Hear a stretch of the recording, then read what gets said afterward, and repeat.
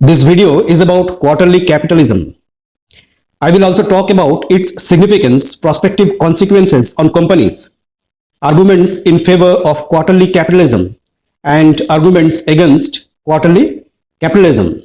The concept of quarterly capitalism has an impact on firms and investors all around the world. Fundamentally, quarterly capitalism is an approach of operations that favors immediate outcomes. Quarterly capitalism is a way of doing business that places a lot of emphasis on short-term results. Companies frequently place a higher priority on generating rapid profits every 3 months or one fiscal quarter than on long-term growth and sustainability. The focus on immediate benefits can sometimes lead to decisions to be made that may not be beneficial for a long-term health of the business or the well-being of its customers and employees. In quarterly capitalism, the stock price of a company is frequently closely correlated with its quarterly earnings report. These reports outline the financial performance of the business and whether targets were reached, exceeds, or lost. Due to the potential impact on the value of their investments, investors and shareholders pay close attention to these reports. The fact that companies may feel tremendous pressure to meet or beat quarterly earnings projections in one of the drawbacks of quarterly capitalism. If they don't succeed, their stock value can decline, which might make shareholders and investors dissatisfied.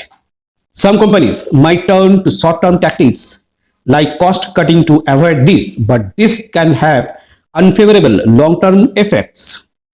Additionally, quarterly capitalism might affect workers. Companies that are exclusively concerned with short-term earnings may be more likely to reduce expenses by cutting off employees, freezing pay, or doing other actions that may have a negative effect on employees.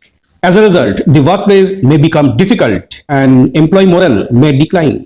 It's also important to remember that not all companies follow the quarterly capitalism model. Some businesses place a higher priority on sustainability and long-term growth because they are aware that these elements can contribute to longer-term corporate growth and stability. For a strong economy and a sustainable future, it is essential to find a balance between both short and long-term goals.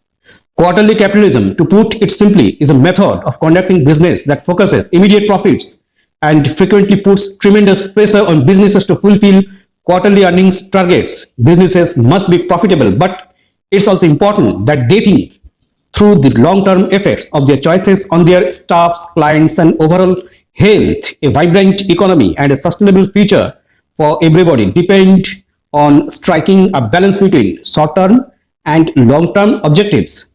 When the goal is to produce immediate results, innovation and research are sure to suffer. The majority of research is long-term in nature. Innovation may appear to be an unnecessary expense in the quarterly results that needs to be reduced. The long term must also be considered while making capital investments. 10 to 15 years is a relatively short period of time when it comes to making major decisions like constructing a factory or a plant. If the quarterly fixation impacts these choices, the firm might not be able to employ its resources as effectively as it could. The issue of whether quarterly capitalism is beneficial or harmful is complicated and controversial, and viewpoints on it are different. Quarterly capitalism is a term used to describe a business and investment strategy that frequently puts short-term financial performance and quick rewards for shareholders ahead of long-term sustainability and strategic planning. Here are some arguments on both sides of the controversy. Arguments in favor of quarterly capitalism. Quarterly reporting can assist in keeping companies accountable for their performance and financial health.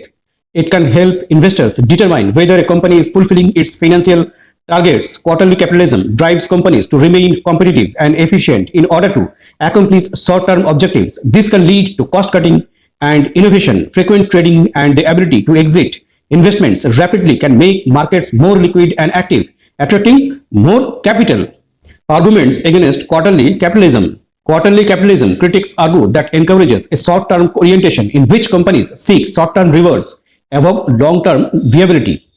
This can lead to a neglect of investments in R&D and staff well-being. Under pressure to achieve quarterly earnings expectations, unethical behavior such as financial manipulation and accounting fraud can be used to artificially improve Short-term performance. Short-term earnings could discourage companies from making long-term investment in innovation, which may lead to future stagnation and loss of competitiveness.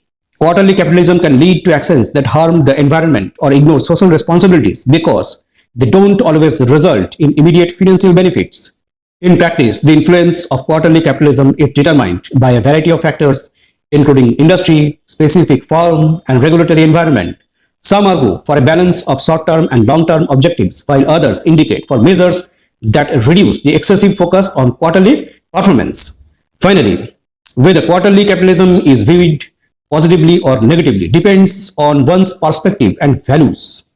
Some investors and businesses focus short-term benefits, while others argue for a more balanced strategy that takes into account a company's long-term health and sustainability. Thanks.